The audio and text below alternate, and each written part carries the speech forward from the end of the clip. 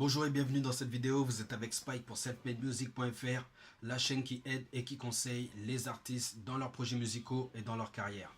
Et le thème de la vidéo d'aujourd'hui, ça va être exclusivement les rimes. Et c'est un thème qui m'a été proposé par Alassane qui m'a laissé un commentaire et je le remercie pour ça. Ce commentaire disait que même si la chaîne l'aide beaucoup, il a toujours cette préoccupation à savoir est-ce qu'on doit toujours placer les rimes en fin de phrase.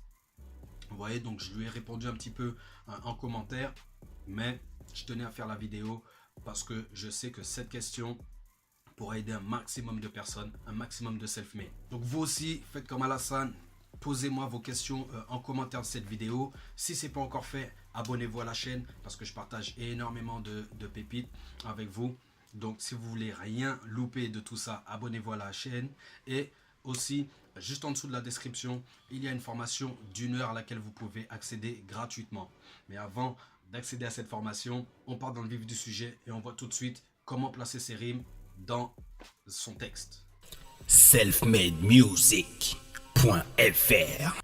Alors comme je disais, la question d'Alassane, elle est très pertinente parce que c'est une question que beaucoup d'artistes se sont posées. Je sais que ça va aider beaucoup d'artistes et c'est également une question que je me suis posée. Je me souviens que à l'époque, j'ai écouté beaucoup un artiste jamaïcain qu'on appelle Edonia. Et donc Edonia, lui, il a son style particulier, c'est-à-dire qu'il fait beaucoup de rimes multisyllabiques, c'est-à-dire des rimes sur 3 voire 4 syllabes, parfois 5 syllabes.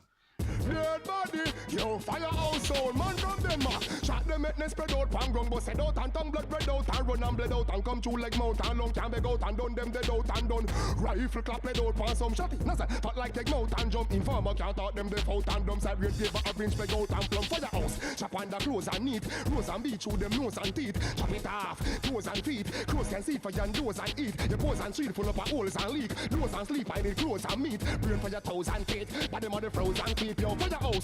Même si c'est en anglais, on comprend le truc parce que c'est juste des sonorités. On comprend qu'à chacune de ces phrases, à chaque fin de phrase, c'est la même sonorité qui va arriver, mais avec des mots différents. Donc, j'ai analysé justement ce personnage, Edonia. Au bout d'un moment, j'étais perdu. Je comprenais plus comment il faisait pour retomber sur ses pieds, tout ça. Et j'appelle mon pote Square. Et je dis, Square, est-ce qu'il faut retomber à la fin de la mesure? Donc vous voyez la même question qu'Alassane. Est-ce qu'il faut tomber jusqu'à la fin de la mesure? Et donc mon pote il me répond ouais, il faut tomber sur la fin de la mesure, mais il faut s'assurer qu'après tu retombes bien sur ton pied, sur tes pieds, etc. Je lui dis ok. Donc il faut quand même garder cette règle de tomber jusqu'à la fin de la mesure. Donc voilà, donc ça c'était une petite anecdote pour vous montrer que c'est une question importante, c'est une question que si vous vous posez, n'ayez pas honte de vous la poser. Et si vous avez d'autres questions à poser, n'ayez pas honte de me les mettre en commentaire également. Donc ça c'était pour introduire, pour vous raconter un petit peu mon histoire, en quoi je me suis retrouvé également dans la même situation qu'Alassane. Et c'est pourquoi je le remercie pour cette question, parce que moi-même j'avais oublié que j'avais traversé cette période. Donc sous son commentaire, j'avais commencé à lui répondre, donc à lui proposer des astuces. Et c'est ce qu'on va voir maintenant. On va parler un petit peu des rimes en fin de phrase. Est-ce qu'on est toujours obligé de garder la même rime en fin de phrase? Non, vous pouvez changer la rime en fin de phrase et il y a différents schémas pour ça. Donc ce que j'ai montré à Alassane, c'est en commentaire, c'est en réponse à son commentaire. Pour ceux qui sont curieux, qui veulent aller voir, tout simplement, on peut alterner les rimes en fin de phrase. Alors imaginons que on parte sur un quatrain. Qu'est-ce qu'un quatrain? C'est 4 phrases, 4 mesures de phrases. Donc, imaginons qu'on ait 4 phrases, phrase 1, phrase 2, phrase 3, phrase 4.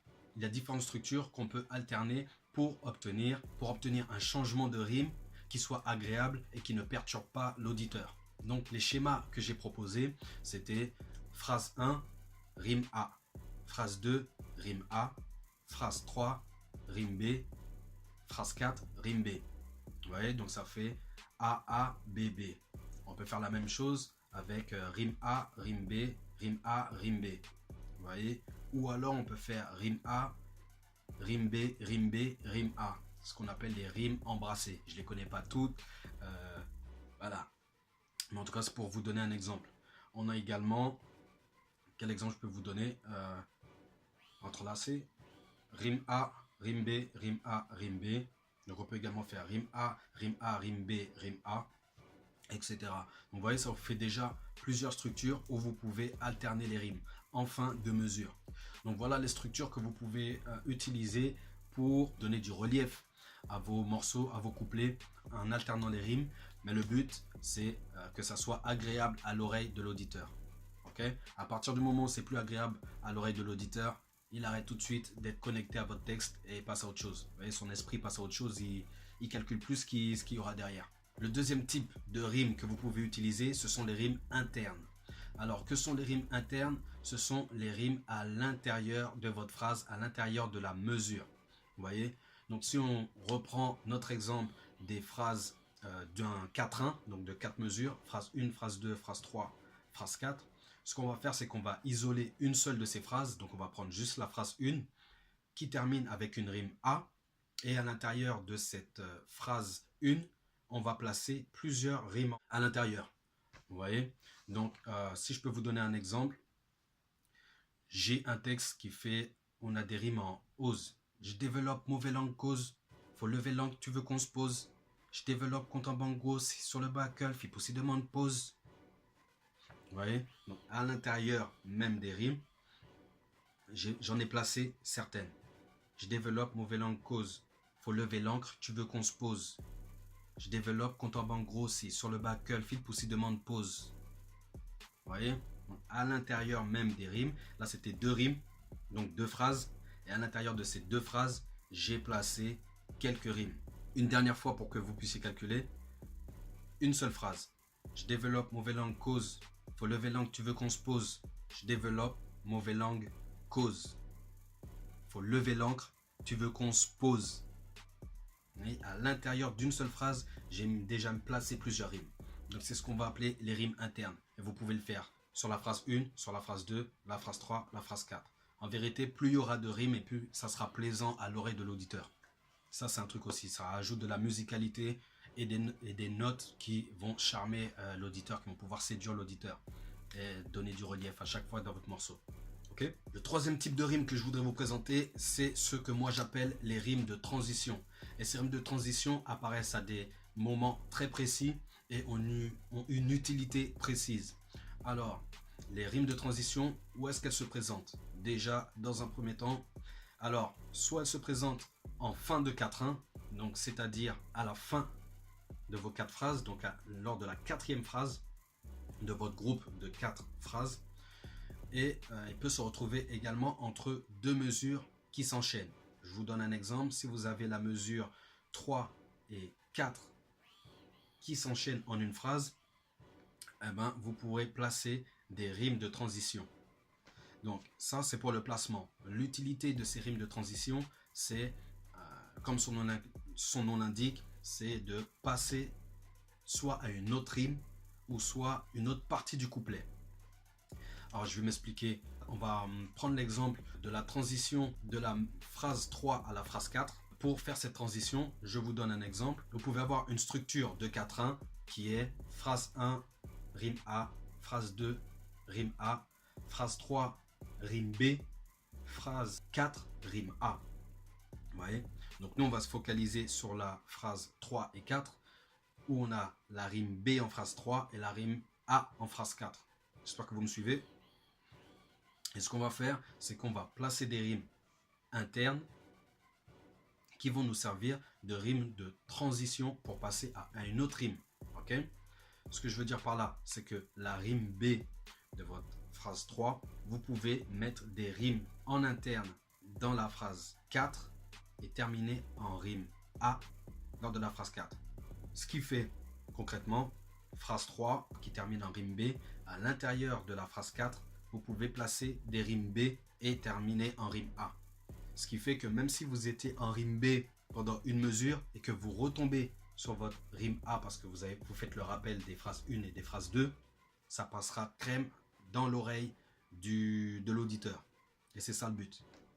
Vous voyez? Donc ça, c'est ce que je vais appeler des rimes de transition. C'est-à-dire qu'on a changé la rime, mais on se rappelle qu'il faut toujours retomber sur son pied à la fin et donc sur la rime qui a été utilisée en début de 4-1. Donc deuxième type de transition, c'est en phrase 4. Alors, je vous redonne le schéma. Il y a le 4-1, donc avec vos 4 phrases. Mais à la fin de vos 4 phrases, vu que vous faites un 16 mesures, je vous renvoie à la vidéo sur les mesures pour vraiment comprendre. Vu que vous faites un 16 mesures, en vérité, vous aurez 4-4-1. Ok? Donc 4 fois 4 phrases pour écrire votre couplet de rap. Si c'est un couplet de dancehall, c'est 2 fois 2-4-1. Ouais, donc 8 mesures. Mais là, pour cette transition, on va faire... pour cette transition, on va, entre guillemets, conditionner l'auditeur à accepter la prochaine rime qu'on va lui proposer. Ok? Donc, ce qu'on va faire, c'est qu'on va se concentrer sur la phrase 4 du premier 4-1. Donc, la dernière phrase de votre premier 4-1 qui va faire la transition avec le prochain 4-1. Alors, écoutez bien ce que je vais vous dire là. Vous avez empilé vos 4 premières phrases. Nous, on se focus sur la 4e phrase. Donc, phrase 4 qui va enchaîner avec la prochaine phrase 1. Ok? Dans cette phrase 4, vous allez mettre des rimes internes qui seront le rappel de la rime en fin de phrase 1 prime, on va dire. Parce que là, on était à 4, 1 prime, ok? Donc, à l'intérieur de cette phrase 4, vous allez mettre, par exemple, je vous donne un exemple, des rimes C. Donc, pour tout récapituler, phrase 1, rime A, phrase 2, rime A, phrase 3, rime B, phrase 4, rime A. Mais à l'intérieur de cette phrase 4, vous mettez des rimes internes en C, qui fait que vous aurez phrase 4, à l'intérieur en interne, rime C, qui termine en rime A. Et en dessous, sur la phrase 1 prime, donc la phrase juste en dessous de la 4e phrase de notre premier 4-1, juste en dessous, eh bien, vous pouvez terminer cette phrase en rime C. Pourquoi? Parce que vous aurez déjà utilisé la rime C avant qu'elle soit la rime principale. Elle a été la rime secondaire, donc la rime interne. Et ensuite, lors de votre prochain 4-1, première phrase de votre prochain 4-1, vous reprenez cette rime C. Qu'est-ce que ça va provoquer? Ça va provoquer dans l'oreille de votre auditeur, il va déjà être familiarisé à cette rime avant qu'elle devienne la rime principale. Vous voyez? Donc ça va le maintenir dans le groove. Et c'est ce qu'on veut. C'est vraiment ce qu'on veut. Donc voilà pour les 3 types de placements où vous pouvez placer vos rimes. Et surtout, ce qu'il faut retenir, c'est que peu importe comment vous écrivez vos rimes, rime A, rime B, rime C, rime, peu importe, sachez que lorsqu'on écrit un texte, on n'écrit pas le texte pour qu'il soit lu, on l'écrit pour qu'il soit entendu. Donc parfois, la manière dont on va écrire, c'est une chose, mais si ça sonne bien à l'oreille, fiez-vous à ce que vous allez ressentir en écoutant. Si ça passe bien à l'oreille, si votre rime, c'est de l'à peu près, mais que ça passe bien à l'oreille, c'est parfait. La musique, elle est écrite, mais elle est surtout faite pour être écoutée. Donc lorsque vous écrivez, que vous voyez que ça passe, allez-y, foncez, tentez le truc. Ok? Donc il n'y a pas de règle bien définie. À vous de jouer avec ces 3 types de placements de rimes. Et je suis sûr que vous allez faire des miracles. Ok? Donc c'est tout pour cette vidéo. Si vous avez apprécié le contenu de cette vidéo, lâchez un gros like.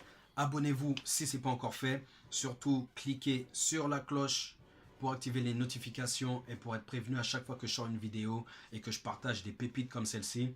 Et faites comme Alassane. Faites comme Alassane, lâchez des commentaires sur ce que vous avez pensé de la vidéo, sur vos préoccupations, sur les thèmes que vous voulez que j'aborde. S'il y a des thèmes spécifiques que vous voulez que j'aborde sur cette chaîne, mettez-les moi en commentaire. Ok? Et n'oubliez pas, aussi en description, je vous propose 1 heure de formation totalement gratuite pour ceux qui veulent se lancer dans la musique, exclusivement sur le thème de la composition de texte. Vous avez une formation d'1 heure totalement gratuite en description. Il vous faudra juste laisser votre adresse email pour avoir accès directement à la première vidéo de formation. Ok?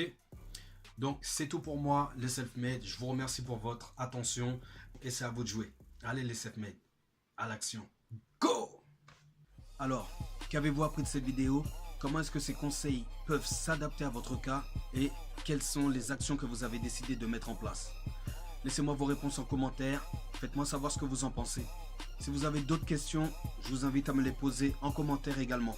Et surtout, pensez à vous abonner en cliquant sur le bouton abonner juste en dessous de la vidéo et également sur la cloche afin d'activer les notifications pour être au courant de chaque vidéo que je publie. Merci à vous les self-made. Go!